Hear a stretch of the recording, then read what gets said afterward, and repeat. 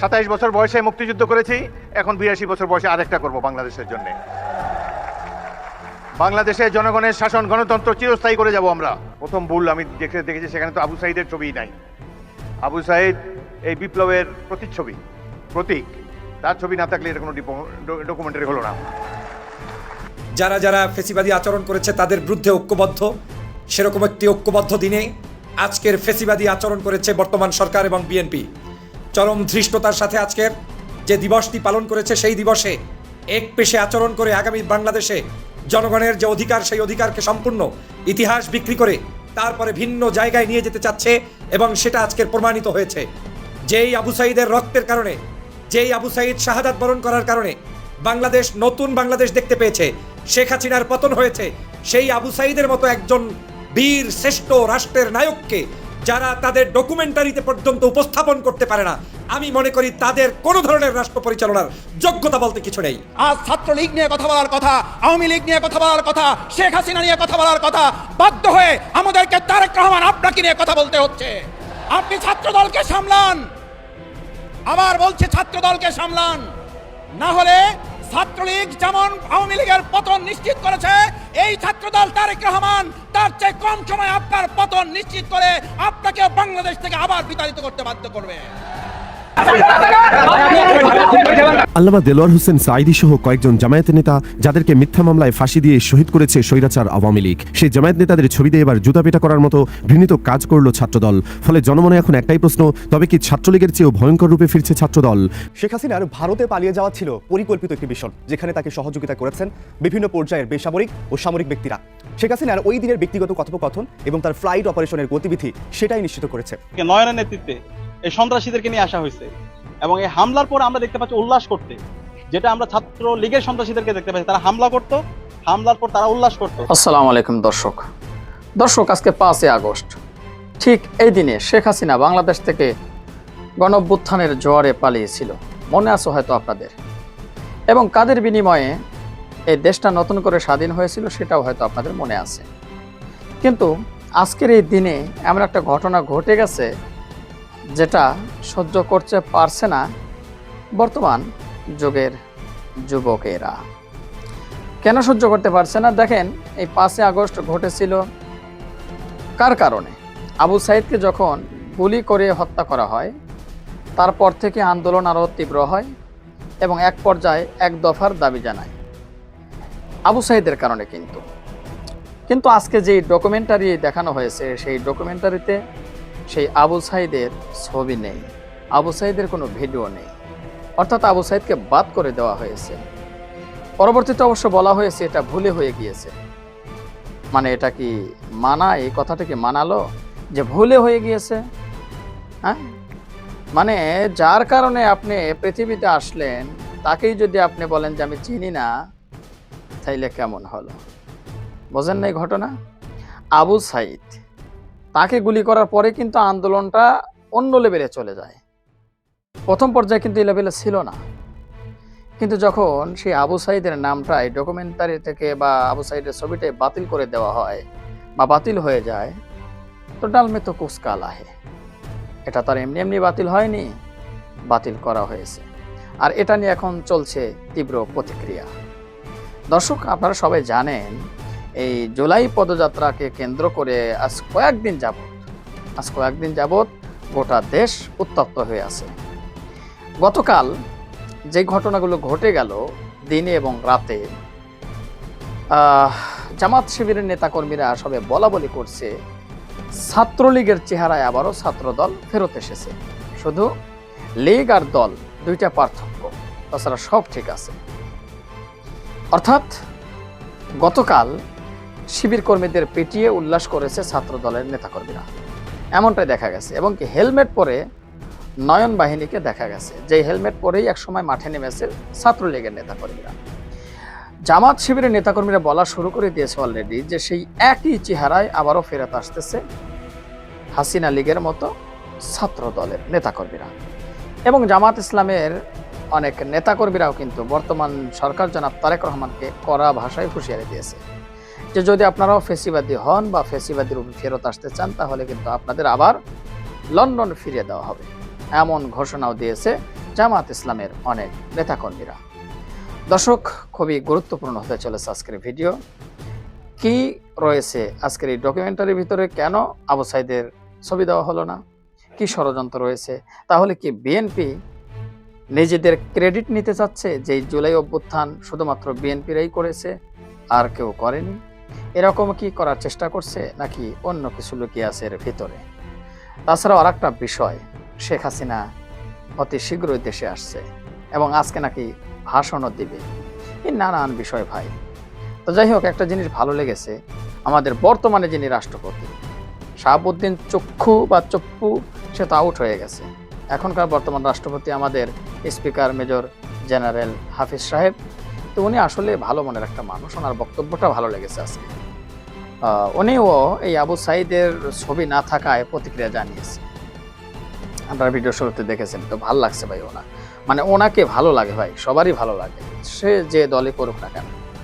তো উনিও কিন্তু শেখ হাসিনার এই আসার বিষয়টি নিয়ে কড়া বক্তব্য দিয়েছে। আবার নতুন করে যুদ্ধে নামবো দরকার পড়ে, একটা তো করেছিলাম সেই 1971-এ, আবার করব, শহীদ হব দেশের জন্য, এরকমও কিন্তু হুঙ্কার দিয়েছে। তো ভালো লাগছে তার কথা।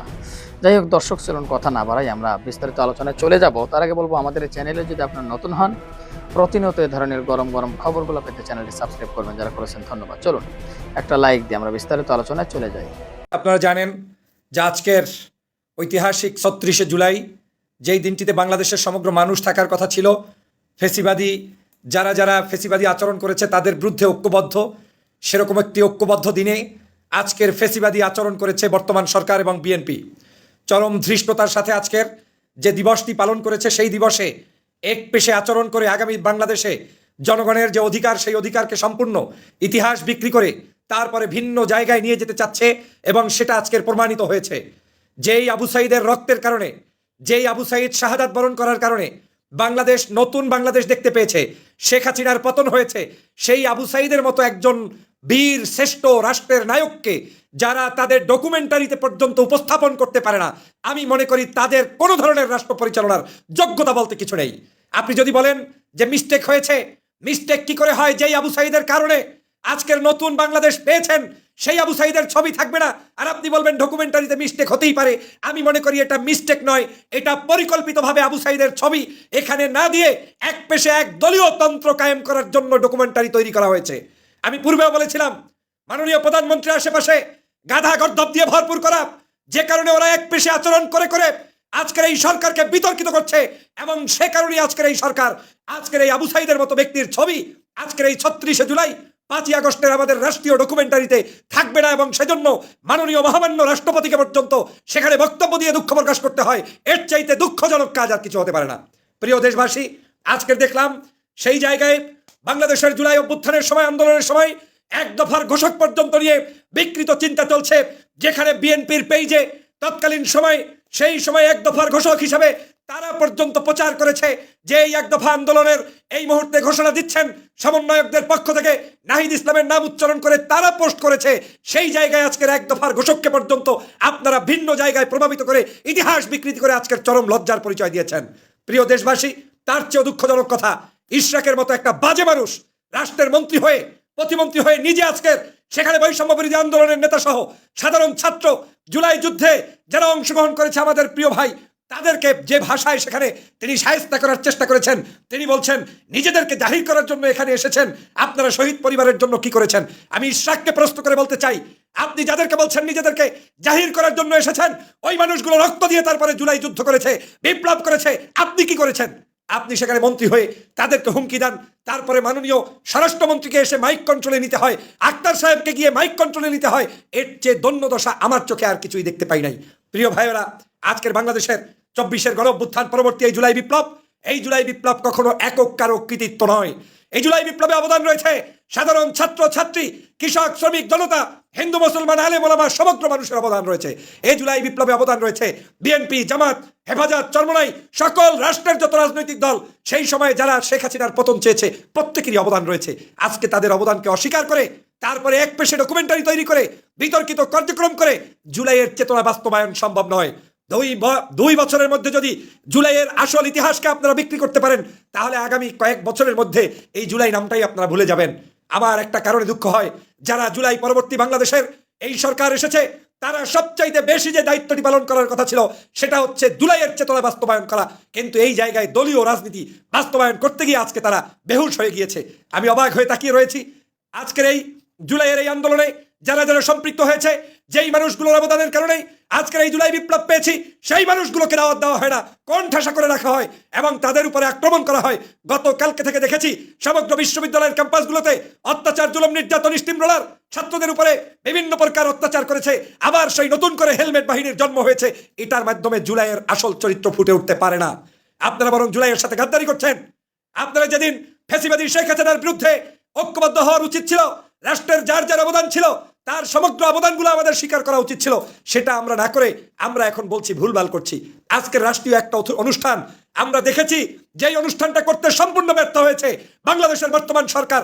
এর মাধ্যমেই প্রমাণ হয় সরকারের এই দেউলিয়াত্ম যদি চলতে থাকে তাহলে আগামী দিনে এই ছাত্র সমাজের কাছেই আবার তাদেরকে পরাস্ত হতে হবে।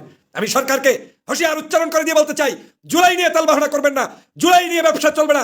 জুলাই সমগ্র ছাত্র জনতা, জুলাই সমগ্র রাজনৈতিক দল, জুলাই ফ্যাসিবাদ বিরোধী আন্দোলনের সাথে সম্পৃক্ত সমগ্র মানুষের অধিকার।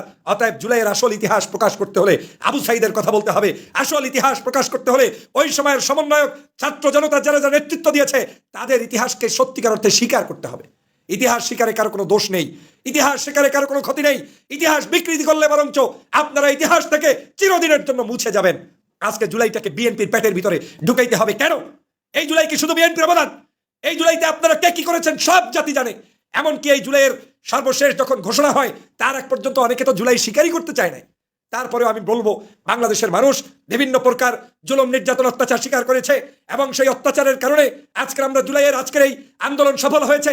আমরা সে কারণে বিএনপি জামাত বলতে কাউকে ডিভাইডেড করতে চাই না, কিন্তু আজকে যা দেখলাম, একটা মুক্তিযুদ্ধ মন্ত্রণালয়ের যে কাজ দেখলাম, সরকারের যে কাজ দেখলাম, তাতে আবু সাঈদের মতো ব্যক্তিত্বের ছবি থাকে না। সেখানে জুলাইয়ের এক দফার ঘোষকের নাম বিকৃত করা হয়। এটার চেয়ে লজ্জা আর কিছু থাকতে পারে না। তার মানে আপনারা এই ছাত্র জনতার আন্দোলনকে মানতে পারেন না, আপনারা স্বীকৃতি দিতে পারেন না, কারণ আপনি ঘোষণা দিতে পারেন নাই। এখন জ্বলছে এই জলাজলি কিন্তু শেখ হাসিনারও ছিল। এক সময় শেখ হাসিনা এই ফ্যাসিবাদী আচরণ করত। এই দেশে যা ঘটতো সব কিছু শেখ হাসিনার অবদান। আর যা কিছু মানে এদেশে ঘটতো সেটা তিনি করুক আর না করুক, শেখ হাসিনা ছাড়া আর কিছুই নাই। আজকে বিএনপি যদি সেই পথে হাঁটে তাহলে তারা ভুল করবে।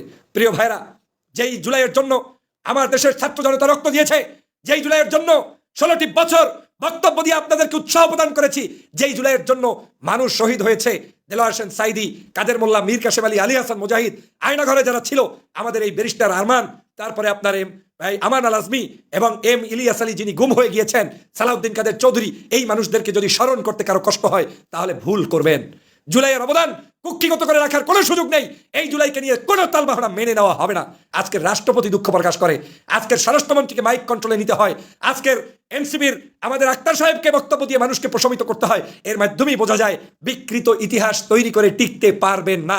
আপনারা যতই কন্ট্রোল নেওয়ার চেষ্টা করেন, এটা বারুদের মতো জ্বলে উঠবে। মিথ্যাচার এই বাংলাদেশে হতে দেওয়া হবে না। সত্যিকার ইতিহাসে আমার চরম শত্রু ব্যক্তিও যদি অবদান রেখে থাকে, তাকে আমাদের স্বীকৃতি দিতে হবে, অন্তত জুলাইয়ের ওই অভ্যুত্থান পর্যন্ত। আমার আদর্শের ভিন্ন লোক, কিন্তু লোকটা ওদিন আন্দোলন করেছে, তার নাম স্বীকার করার নামই হচ্ছে প্রকৃত ইতিহাস। অতএব ইতিহাসকে যারা বিকৃত করবে, সেই সকল ধান্দাবাজ, চোর, ডাকাত, গুন্ডাদের বিরুদ্ধে আমাদেরকে আগে যেভাবে সংগ্রাম করেছেন আবারও সংগ্রাম করতে হবে। কতগুলো নাপিত বের হয়েছে, 5ই আগস্টের পূর্বে কোনো খবর ছিল না, আন্দোলনের নেতৃত্ব নাই, কাজে কর্মে খবর নাই, টেন্ডারবাজি, চাঁদাবাজি, দুর্নীতি করার জন্য 5ই আগস্টের পর জন্ম হয়েছে। মনে হয় যেন ওই সকল শয়তানগুলো এতদিন কোনো খবর রাখে নাই, এখন দেশপ্রেমিক সেজে গিয়েছে। এইসব বাটপার থেকে সরকারকে উদাত্ত আহ্বান করবো। মাননীয় প্রধানমন্ত্রী তারেক রহমান সাহেব, আপনাকে শ্রদ্ধার সাথে আহ্বান জানাতে চাই, এই সকল বাটপার থেকে দূরে থাকুন। এই সকল বাটপাররা জুলাই বিপ্লবকে বিকৃত করবে এবং বিপ্লবকে বেচে কিনে খাবে। সেই জায়গা থেকে আপনাদেরকে সতর্ক থাকতে হবে। ইতিহাসের পাতায় বিএনপির যতটুকু অবদান ততটুকুই থাকবে, ইতিহাসের পাতায় ওই নাহিদদের যতটুকু অবদান ততটুকুই থাকবে, ইতিহাসের পাতায় জামাত শিবিরের যতটুকু অবদান ততটুকুই থাকবে। ইতিহাস বিক্রি করে শয়তানি করার কোনো সুযোগ বাংলাদেশে দেওয়া হবে না। সারাদিন বাংলাদেশের বেশ কয়েকটি ক্যাম্পাসে পুরো বাংলাদেশ অবলোকন করলো ছাত্র দলের তাণ্ডব। এই তাণ্ডবের ভিতরেই সবচেয়ে পীড়াদায়ক এবং সবচেয়ে অস্বস্তিদায়ক যে ছবিটা, যে ভিডিওটা আমাদের চোখের সামনে ভেসে উঠেছে, সেই ভিডিওটা আগে আমরা আসলে একটু দেখি, তারপরে অন্যান্য আলাপ করি।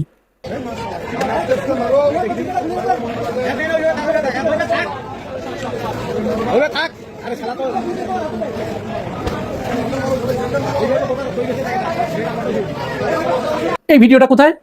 এটা ঢাকা কলেজে। ঢাকা কলেজে কারা করলো এটা? এটা করেছে আওয়ামী লীগের ঔরসে জন্ম নেওয়া ছাত্রদল। মজার ব্যাপার হচ্ছে এখানে কিন্তু 5 জনের ছবি ছিল, একজনের ছবি এখান থেকে মাইনাস করেছে, অর্থাৎ সালাউদ্দিন কাদের চৌধুরী, তিনি হচ্ছে মুক্তিযোদ্ধা, তাকে ফাঁসানো হয়েছে, আর বাকিরা রাজাকার, বাকিদের যুদ্ধাপরাধের মামলায় ফাঁসি দেওয়া হয়েছে। এই হচ্ছে এদের মানসিকতা। স্বার্থপরতার তো একটা সীমা থাকে, এরা কোন জাতীয় স্বার্থপর আর কোন জাতীয় চরিত্রহীন আল্লাহ মাহবুব সেই জানে। ছাত্রলীগের বা আওয়ামী লীগের তো এদের একটা চরিত্র ছিল, এদের চরিত্রের তো কোনো সীমা পরিসীমা কিচ্ছু পাওয়া যাচ্ছে না। যাই হোক, চলুন আমরা মূল ঘটনায় আসি, কেন কিভাবে এই ঘটনার সূত্রপাত হলো এবং বাংলাদেশের প্রায় সমস্ত ক্যাম্পাসগুলোতে ছাত্রদল আজকে এরকম তাণ্ডবলীলা চালালো। ঘটনার সূত্রপাত গতকাল রাত্রে রংপুর বেগম রোকেয়া বিশ্ববিদ্যালয় থেকে। বেগম রোকেয়া বিশ্ববিদ্যালয় ছাত্র শিবির এই ধরনের একটা প্রজেকশনের আয়োজন করেছিল, অর্থাৎ যাদেরকে জুডিশিয়াল কিলিং এর মাধ্যমে হত্যা করা হয়েছে তথাকথিত যুদ্ধ অপরাধীর মামলায়, এদের ছবি, সালাউদ্দিন কাদের চৌধুরীর ছবি সহ সেখানে ছাত্র শিবির একটা প্রদর্শনীর ব্যবস্থা করেছিল। আর এতেই ওই আওয়ামী লীগের ঔরসে জন্ম নেওয়া বর্তমানের এই ছাত্র দলের এই পোলাপানগুলোর মাথা বিগড়ে যায়।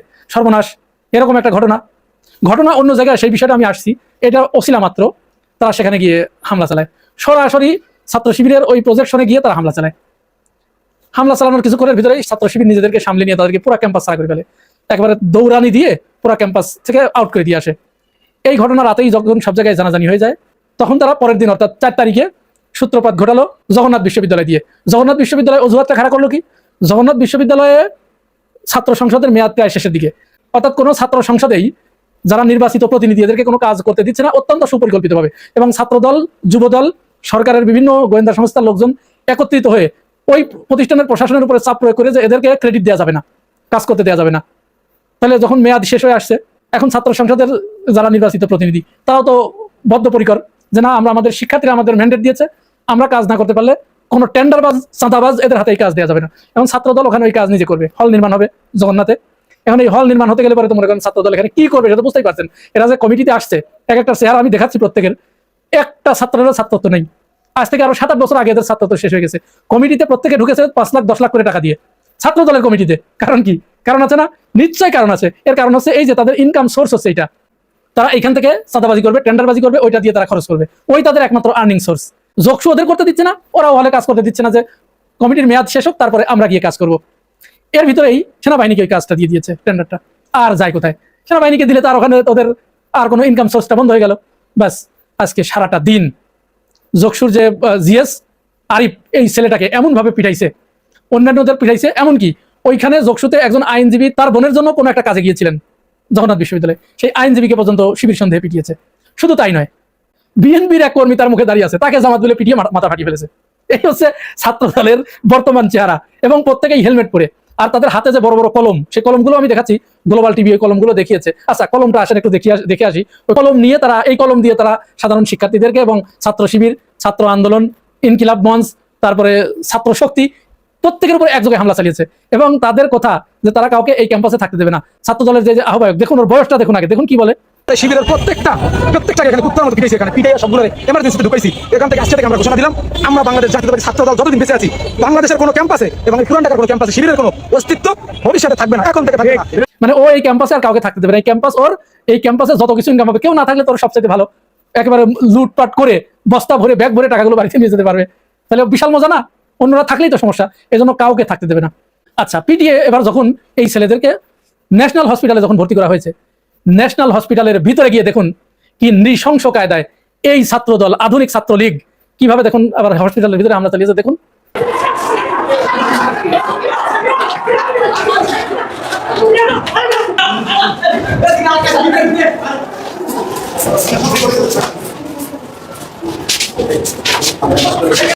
আমরা 2024 সালের কথা আমাদের মনে আছে, এবং আপনারা যারা এই ভিডিও দেখছেন এটাকে কিন্তু 2024 সালের ভিডিও মনে করেন না। এই 4 তারিখে 2026 সালের 4 আগস্টের ভিডিও এটা। এবং এটা ছাত্রলীগ নয়, ছাত্রদল, নব্য ছাত্রলীগ, যাদের চেহারায় ছাত্রলীগ দেখা যায়, সেই ছাত্রদল হসপিটালের ভিতরে ঢুকে আহত রোগীদের চিকিৎসা না দিতে দিয়ে তাদেরকে সেখানে হামলা চালিয়ে এইভাবে তাদেরকে আহত করেছে, ওখানে গিয়ে তাদেরকে মারধর করেছে। এমনকি একজন রোগী দেখেছেন আপনারা, সে বলছে ভাই আমি আমার বোনের এই যে রিপোর্ট দেখাতে এসেছি, আমি ছাত্র শিবিরও করি না, কিছুই করি না, আমি রোগী ভাই, আমি রোগীর অ্যাটেন্ডার, তারপরেও তাকে পিটিয়েছে। এই হচ্ছে ছাত্রদল। এখন প্রশ্ন আসতে পারে, ছাত্রদলের এরকম আচরণ হঠাৎ করে কেন এরকম উগ্রবাদী তারা হয়ে উঠলো? তাদের হাতে কলমের পরিবর্তে এরকম অস্ত্র কেন উঠে পড়লো?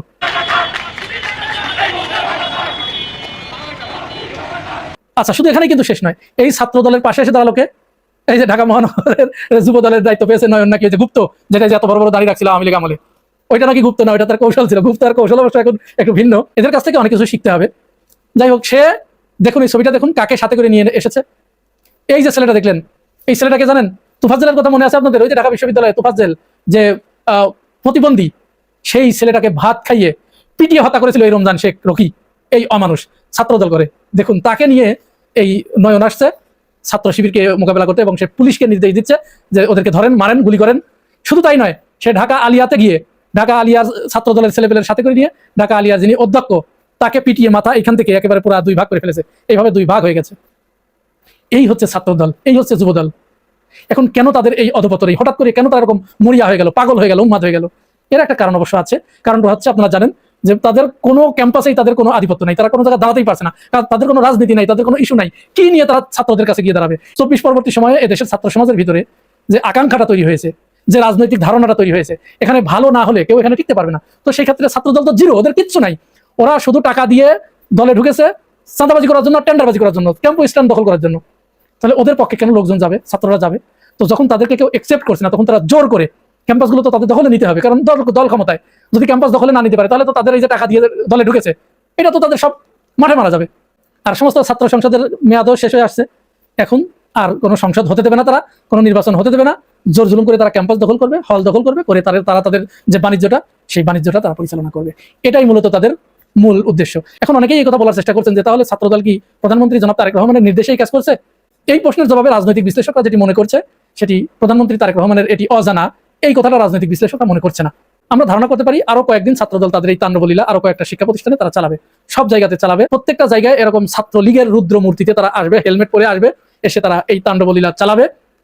এবং এখানে যদি কেউ হতাহতের ঘটনা ঘটে, বড় ধরনের প্রাণপাতের ঘটনা ঘটে, তাতেও অবাক হবার কিছুই থাকবে না, কারণ তাদের ভিতরে, প্রত্যেকের ভিতরে ওই রুদ্র মূর্তি আছে, তাদের ওই মানসিকতা আছে, তাদের ওই ব্রুটালিটি আছে একজন মানুষকে হত্যা করার মতো। দর্শক, আশা করি পুরো ভিডিওটি আপনারা দেখেছেন। এবার অবশ্যই আপনাদের মূল্যবান মতামতটা জানিয়ে দিন, পারলে ভিডিওটি শেয়ার করে সবাই দেখার সুযোগ করে দিন।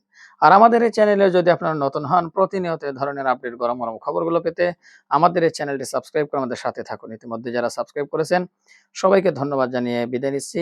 দেখা হবে নতুন কোনো ভিডিওতে। আল্লাহ হাফেজ।